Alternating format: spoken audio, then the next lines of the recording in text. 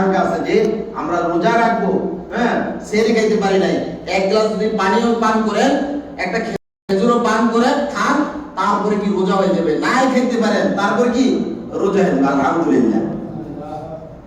তাহলে জানলাম যে রোজা কাকে বলে। বিরত থাকা কিসের থেকে? খাবার থেকে, পানাহার থেকে, স্ত্রীর সহবাস থেকে।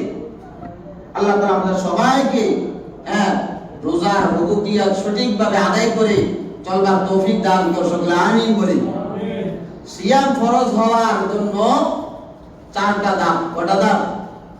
আমাদের নিকট যে সিয়ামটা আসছে, রোজাটা আসছে, কয়টা ধাপ? কয়টা ধাপে আসছে? চারটা ধাপে আসছে। সুবহানাল্লাহ। মানে আগে ইসমে আজম কি জিনিসটা? ইসমে আজম দিয়ে মানুষ উড়ে যেত, এক দেশ থেকে আরেক দেশে কি যেত? উড়ে যেত। কিন্তু বলতেছেন আল্লাহ রাসূল সাল্লাল্লাহু আলাইহি ওয়াসাল্লাম বলেন, আল হিম্মাতু ইয়াল ইসমুল আযম।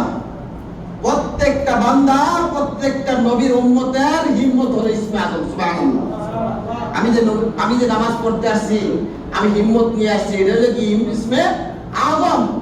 আমি যে নামাজ পড়বো, কার জন্য পড়বো? আল্লাহর জন্য পড়বো। এই যে শক্তিটা, এই শক্তিটাকে বলা হয় ইসমে আযম। আসুইলা লাকা শাবান লিরমাদান। আল্লাহ রাসূল সাল্লাল্লাহু আলাইহি ওয়াসাল্লাম বলেন, যখন রমজানের চাঁদ উদিত হবে, এর আগ থেকে তোমরা কি করো? চাঁদ তলব করো, তালাশ করতে থাকো। রমজানের কি করো? চাঁদ তালাশ করতে থাকো। আর বলতে থাকো, আল্লাহ কোন সময় চাঁদরা উঠবে, আমরা রোজা রাখবো। এরকম আগ্রহ থাকতে, এরকম আগ্রহ নিয়ে থাকো, অনুপ্রেরণা নিয়ে থাকো যে আল্লাহ কোন সময় রমজানের চাঁদ উঠবে, আমরা রোজা রাখবো।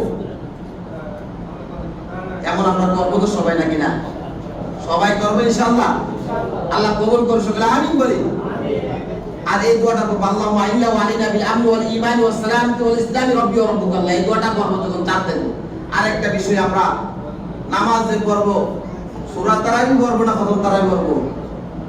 এক কিছু করব না। কি পড়বেন? কি পড়বেন বলেন? আচ্ছা, ওইদিকে আমি যাব না, আমি একটু খালি সামান্যর দিকে যাই। আল্লাহ হাবিব সাল্লাল্লাহু আলাইহি ওয়াসাল্লাম যতদিন পৃথিবীতে ছিল, কোরআন নাযিল কমপ্লিট হয়ে গেছে, ততদিন আল্লাহ হাবিব সাল্লাল্লাহু আলাইহি ওয়াসাল্লাম, জিবরাইল আলাইহিস সালাম দুইজনে মিলে কোরআন দাওয়াত করছে। সুবহানাল্লাহ বলে। হযরত জাকারিয়া সাহেব রাহমাতুল্লাহি আলাইহি, তিনি রমজান মাসে 60টা খতম দিত। সুবহানাল্লাহ বলে। আমাদের ইমাম আবু হানিফা রাহমাতুল্লাহি আলাইহি, তিনি 61টা রমজান মাসে খতম দিত। সুবহানাল্লাহ বলে।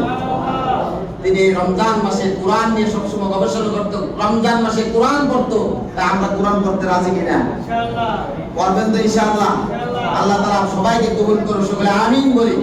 আল্লাহ তাআলা সকলকে কোরআনের সাথে সম্পৃক্ত থাকার তৌফিক দান করুন, সকলে আমিন বলি।